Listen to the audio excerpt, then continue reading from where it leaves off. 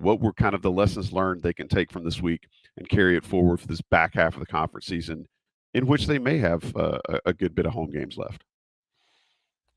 I think we've seen the defense um, slip a little bit, but I think that's understandable given from where they were at. But I think in terms of looking at this week in totality, I think it is the importance of having the other starters play meaningful minutes. I think even we didn't really talk about Cormac really at all about Duke, but I thought he hit after that. The first shot was rushed that he took, and then the second one he set himself a little more and gave himself time. But he was aggressive offensively and defensively, and I think it goes to that playing like a collective fist. I think from a mental standpoint, they've been that way all year, and you're not going to get Harrison Ingram five 3-pointers every game. But at the same time, I think it does show the importance of you need these guys to be getting the 10 plus and playing collectively together, both offensively and defensively. So I think you look at Tuesday. I think that was a tough one being on the road again. Once again, a big lead, and then they gave it up, and they just weren't able to fully overcome it. And then this time they did have the home crowd behind them. The stretch going forward is definitely not easy. I think we've looked at it and said, hey, maybe the Notre Dame home game is the one game you can point to as being a win you can certainly count on. But also at the same time, the bench, Withers and Washington, didn't get a lot of playing time, but when they did, they made an impact and they were strong coming off the bench in those minutes. So I think it's really going forward. The offense, I think we knew had to rise, and it's fine if even if there is a defensive slippage, but the offense needs to keep performing. Maybe not at that Duke level because that's going to be tough game in and game out, but you want to be looking, closer to the 1.15 or 1.2 points per possession, which one of my favorite stats. So really, I think offensively is what the biggest takeaway is, knowing even without Cadeau playing that well, and what teams might try to look to do against him going forward, uh, how the offense will drive the ship because I think the defense can be steady going forward. Sherrell, one hell of an introduction for Cormac Ryan and Harrison Ingram into the Carolina Duke rivalry.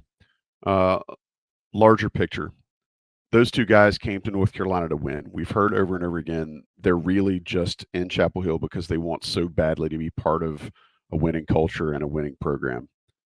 What do you think it means for those guys to have the success they had on the big stage on Saturday night? And do you think that helps maybe bring them along or ignite something for the last half of the season? You would think so. And again, we went 28 minutes without talking about Harrison Ingram, who had probably the game of his career, I would say, considering the stakes and considering what was asked of him to do. So I think the hope is that that confidence will carry forward. I don't think confidence necessarily really is an issue with either of those guys, especially Cormac Ryan. But they came from not great situations, as you said last year, both of them. And as you said, they've repeated over and over that a part of coming to Carolina was to have games like this and to be in games like this. So when you perform well in something that you've thought about for years, because again, no disrespect to Notre Dame or Stanford, where they both played. Well, Ryan played at both of them, and Ingram at Stanford, but there's just not that kind of game on the schedule ever at those two schools. So the fact that you performed well, that you made key winning plays, Ingram, we didn't talk about it, but yeah, he had all those threes. But his best play of the game was when Duke had cut it to 10 late in the second half, and I think there was a missed shot. I'm not sure who it was by, but he might have got away with it over in the back. But he, tipped it out. The ball was on the ground. He beat the Duke guy to it, kicked it out to Cadeau, who kicked it to Baycott, who swung it to Davis, who swung it to Ryan for a three in the corner. UNC goes back up by 13. Just little stuff like that, man. Yeah, the 21 points and all the rebounds and all the threes, all that's impressive. But I think if you ask Hubert Davis, like, what do you want from Harrison Ingram? Like, that play is it, because it's cliche, but it really does impact winning. I mean, those 3 points were golden because I think everybody started to feel it. It's like, okay, here comes the Duke run. They've done it time and time again, especially in Chapel Hill, where a better UNC team has led for 36 or 37 minutes, and then just something happens at the end where Duke is able to flip a switch, and Ingram was just like, it's not going to happen. So I think that kind of play is indicative of what they bring, and I think you'll see that be infectious. We talked about it on here several times how Cadeau's passing is infectious, and Ingram's energy is infectious, and Ryan's intensity on defense.